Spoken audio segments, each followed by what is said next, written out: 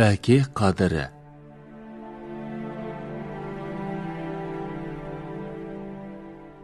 Бір жігіт әйелі құлағын жей бергеннен кейін әкесін қапқа салып, алыс тауға апарып тастайды. Әкесіне: кешір, жағдай осындай боп қалды. Сен үйдегілер жақтырмай жатыр. Ал мен балаларымды қайтып тастаймын. Түсініп: еш нәрсе етпейді балам, бара қой. Тек мына қапты ала кет деп қапты ұсынады. Баласы: ой жарықтық, мұның маған керегі не дейді?